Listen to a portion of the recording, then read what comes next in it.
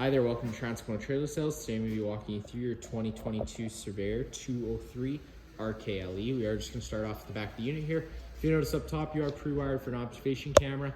To the right of that, you do have your ladder to get up to your roof to check your seals. And then you just have your spare tire behind that. We are just going to start off the back corner here. Pull the bumper cap off.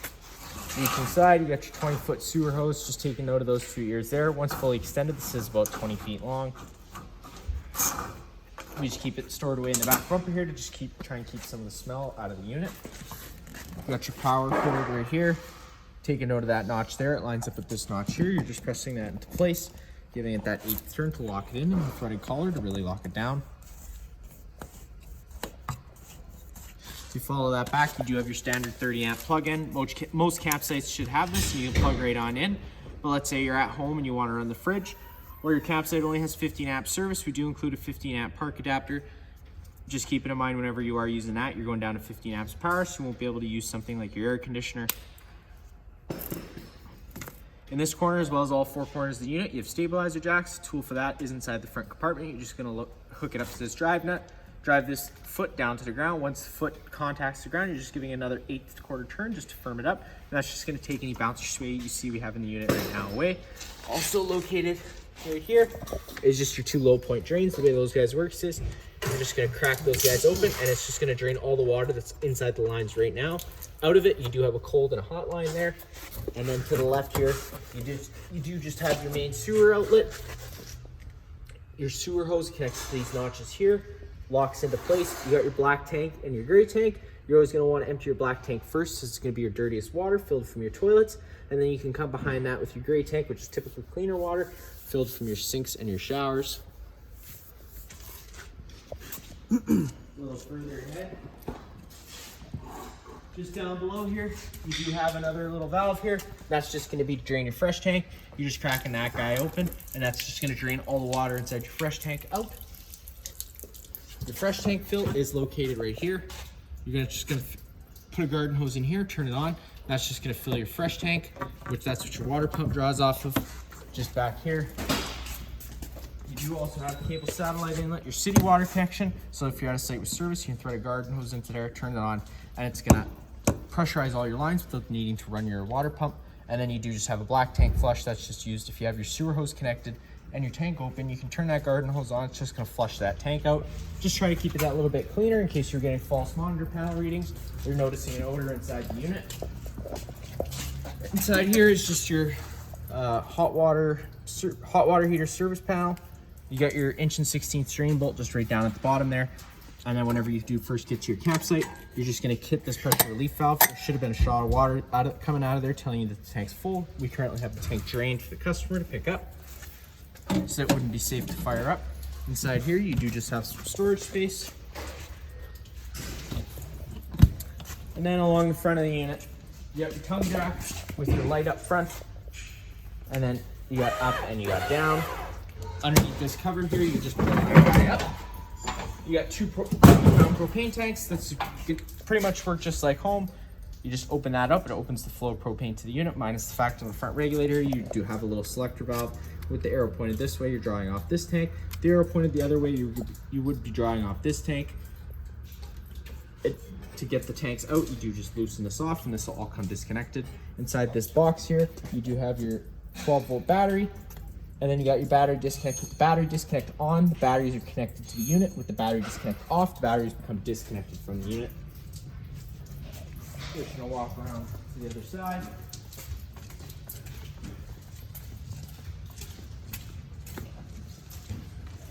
On this side here, you do have a little exterior kitchen set with a 120-volt mini fridge. So this is only going to work whenever you're plugged into shore power. Whenever you are traveling, it's not going to be on. I'm going to show you how to set up the bottom grill and sprayer in just a minute. Right here, the silver plate is going to be your furnace exhaust. Whenever this is running, it is going to be blowing out hot air, so just be mindful of that. You're not going to want to have that blocked. And then just right up top here, you do just have your range hood vent.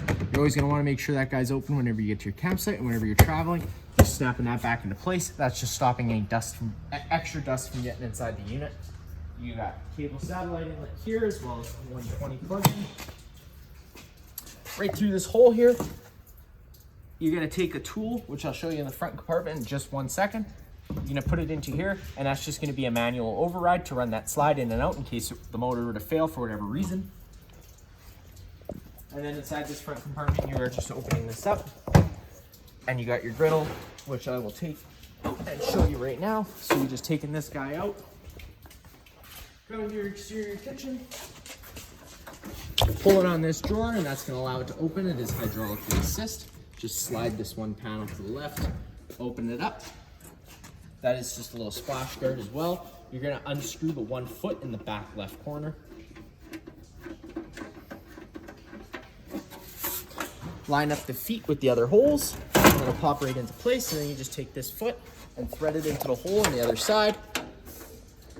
Thread that into place, and that does just lock that griddle onto the station here. Go into that front compartment, you can take out a little wash basket. So this is going to be your quick connect propane hose. There is no need to, you don't have to run a propane tank for this. You are just having to unconnect that coupler. One thing I'll note now that this is just a selector valve to open up the flow of propane to the unit. Whenever that selector valve is open, it isn't going to allow you to operate that coupler. This is an added safety feature, so you do have to make sure that is locked. Goes for the same thing for underneath the trailer, but you're just pulling that back like an airline, pushing it into place, and it locks into place. You're going to open up that flow of propane. That way you know you're going to get propane there. And then you're just going to take this guy, run it underneath the trailer where you have another quick connect line. Always making sure you pop that dust cover back on before you go traveling. Pull that coupler back, lock it into place, open up that flow of propane, which again won't allow you to disconnect it whenever the flow is on. And then you can just come up to your griddle up top here. You're going to have to prime it for a few seconds just to make sure you get all the air out of the line with that sparker, and it does fire right on up. To get it off, you are just, again, closing the flow of propane, pulling that coupler back. You can pull it off. It does go for the same thing underneath. Closing that flow of propane, pulling that coupler back, taking your dust cover, popping that back on. And then typically what I do with this hose is I do just loop it around and loop it and connect it to itself. That way you're not getting any debris inside the line. And then right inside here, you do have a little wash basket with a nice little garden sprayer. Connection for that is just underneath this little black cap here. You're just flipping that up. You got 2 notches on this connector. You're lining them up with the 2 notches on the trailer. Twist, push and twist, locks into place, and you would have sprayable water.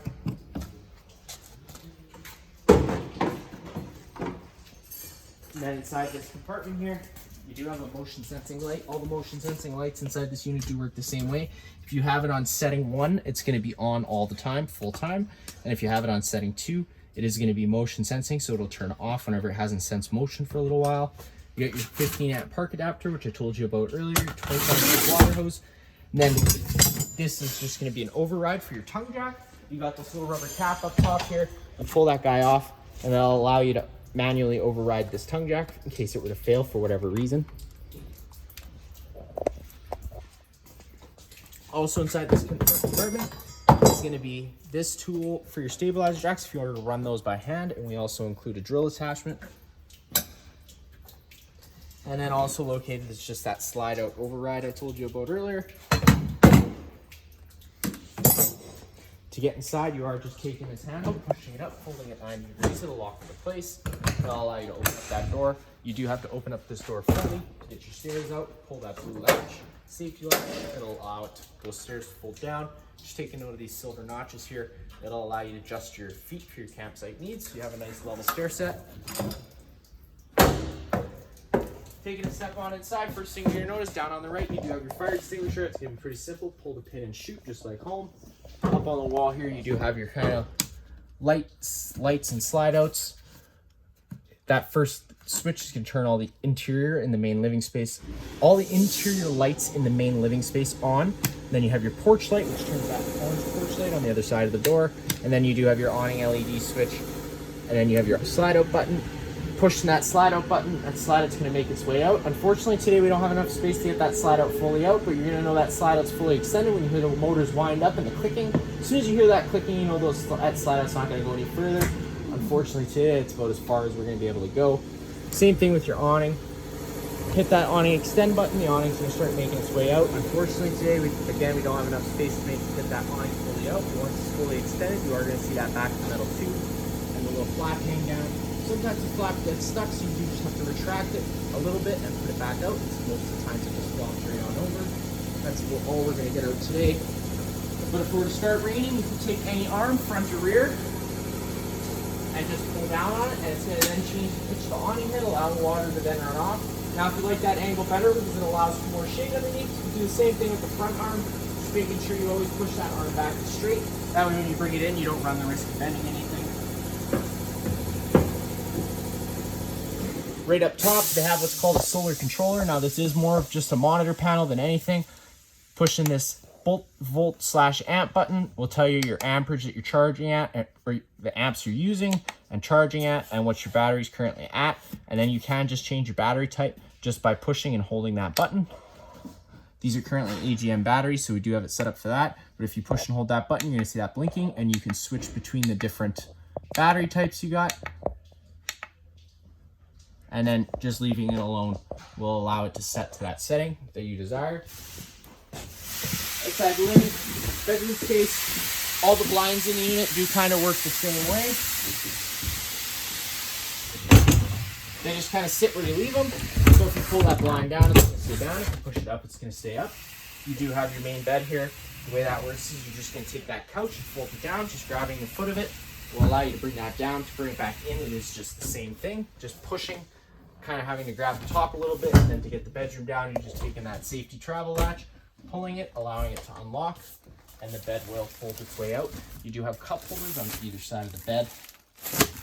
And you also have plugins, USB plugins and regular plugins on either side of the bed. You have a nice window right up front. There is a blind there in case you want to cover that up. You do have your fire exit for the unit right on your left here. You're just going to pull that red tab. That screen's going to pop out of place, and you can take your handle and push it out of the unit and hop on out. Both the stove and the furnace both run off propane inside here. It is important to know that you do have an LP detector down in the corner there. If that guy ever starts going off, you are just going to want to turn off the main supply of propane at the front of the unit and just open up some windows and turn on maybe your vents and ventilate some of that air out. Inside your dinette area, your table does go into a bed as well. You're just having to take those legs out from underneath and put them underneath your, put them on the ledges of your tabletop. You have a nice pendant light right above here. Inside the kind of entertainment center, you got your radio on the wall here, pretty much just like home, minus the fact that you have zone 1 and zone 2. Zone 1 is going to be interior speakers, and zone 2 is going to be exterior speakers. You get your TV on the wall here with some plugs behind it. You got 2 plugins as well as cable satellite outlet. There's a little black button here. It's probably going to be hard to see in the video, but that green light's telling you that the antenna on the roof is turned on. You can turn it off. I do recommend just leaving it on, as it's going to also improve your radio frequency. You lift up this, and you do get some space up top. All the black portals you see around the unit is going to be how the furnace is moving its air, and the air conditioner is going to put all its air out through here, but you do have some louvers that you can adjust to where you want them. You are pre-wired for Wi-Fi. You can contact your parts department if you were to want that. And then inside this space here, you do have a vent with no fan, but just opening that up. We can get you if you were to want a fan, we could get you a fan installed in here. You'd have to contact our parts department for getting hooked up with that. And we also sell Max air covers, which are a great investment, as it'll allow you to open up this vent, whether it's raining or not. If it does start raining and you don't have that cover, it is going to get wet inside here, so that is just a little bit of a warning. On the wall here, you do have your thermostat. That's going to be pretty simple. You just push that button. It's going to illuminate itself once. Push that button again. You're going to go on to fan low. Now at this point, you are just moving air around with the air conditioner on a low fan. Push that button one more time. We'll switch you over to high fan. And then you get into cool high. So now the air conditioner is kicking into effect. It's going to be cooling that air on a high fan, and it is going to run full time. At any point in time, you can push the buttons up and down. It'll change your desired temperature. Pushing that button one more time will bring you to cool low, which is just on the low fan. Then you get into cool low auto. Auto means it becomes an on-demand system, so it will kick in and out as needed, depending on what your thermostat's set at. Same thing on a high fan, and then you get into your furnace, which will turn on your furnace. You do have to make sure your propane's on at the front of the unit for the furnace to actually turn on. And whenever you do turn that furnace off, it is going to run for about 3 minutes, just so it allows itself to cool off. You do have some storage space above. You got your sink with hot and cold water. You have your microwave, your overhead fan, range hood with your fan and your light. To get this to turn on, you can just flip this back, being careful because it is glass. And with the propane on at the front of the unit, you're just turning those knobs over to high and hitting them with the sparker, and it does light right on up. And it goes the same thing for down below in the oven. You're just pushing that on, pushing this on turns on your oven light as well as some accent lights on the knobs. Pushing it over to pilot, holding it down, hit that sparker, and it fires right on up. Now, in most cases, it doesn't go that fast. You do have to prime the lines for usually quite a few minutes, so don't panic if it doesn't fire right away. Just allow it to purge itself and keep hitting that sparker. Eventually it'll light, and then you can turn it up to your desired temperature. Now, you can just leave that back on pilot, but I do recommend just turning it off completely. Closing that up, you do have some storage space in the corner here as well as some counter space. To get your fridge open, you're just pulling that handle, and I'll allow you to open that on up. And then the controls for the fridge are just above. You're just hitting and holding that power button. It'll turn itself on. You can push up or down to change the temperature. This is a 12-volt fridge, so it will run on 12 volt whenever you are plugged into your tow vehicle. With this top piece illuminated, you're going to be at your freezer temperature, and if you're to push this button, you're going to be changing your fridge temperature. And then you do just have a sleep button right here, so it's going to run a little bit quieter at nighttime. And then just holding that power button again to turn it off. Right down below that, you do have your circuit breaker and fuse panel. Whenever a breaker trips, it's going to sit in the middle, so you do just have to turn it off and then back on again to reset it. And then whenever a fuse trips, you do just have a red indicator light telling you which one's tripped. Inside the bathroom area, you do have your main GFI plug-in right here. Test on the bottom, reset up top. If you ever have an outlet that doesn't work, this would be the first place I'd check. You do have a light right on the right there. It'll turn that on. Some coat hangers on the wall. Then right up top, you have another vent, but this one does have a fan, just with a button in the corner to turn that on. And then you do have your monitor panel system as well as your heated holding tank system. The way that heated holding tank system is it is just a little pad that's stuck to the bottom of the tank. Turning it on supplies power to that pad, which does heat up the tanks a little bit. It's good for extended camping seasons, meaning fall time. But in Manitoba, if you were to be camping in the winter, it is going to get a little cold. I mean, you're not going to want to be camping any colder than, -3. Otherwise, you do run the risk of freezing lines. And then you have your monitor panel system on the left. You got your gray, black, and your fresh, which goes empty a thirds, 2/3, and then full. Then you do have your battery, which goes low, fair, good, and then C would be charging. And then you can fire up that water heater on either gas or electric. If you were to fire it up on gas, you're going to turn that button on. Water heater is going to try lighting itself 3 times. If on the third try it doesn't light, this DSI fault light is going to come on. At that point, you do just have to turn this off, wait about 10 to 30 seconds, try turning it back on, and it'll try relighting itself. And then your water pump switch on your right, which does draw off your fresh tank. Turning that on does allow that water pump to charge up. Underneath, some more storage. You got your shower system behind me here, which you do have a little shutter system. Just always making sure that it's either latched closed or all the way closed. Taking note of this travel strap on the door here. Whenever you are traveling, you're going to want to make sure that's strapped, because otherwise the door can move freely and will break during travel. That is almost it for this unit. I just want to show you one more thing once we close this slide out. Forgot to show you earlier in the video while we were over there. So bringing that slide out in, you're going to hear the same clicking once it's fully closed that it would make when it was fully open. So that's that clicking I was telling you about. And if you just take a step on inside, I'm going to take you to the front compartment on the other side.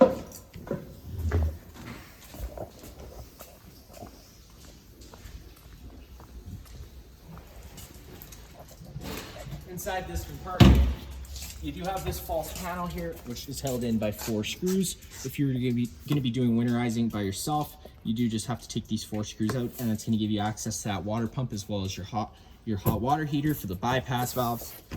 Other than that, that's going to be it for this unit here. If you have any other questions, feel free to give us a call.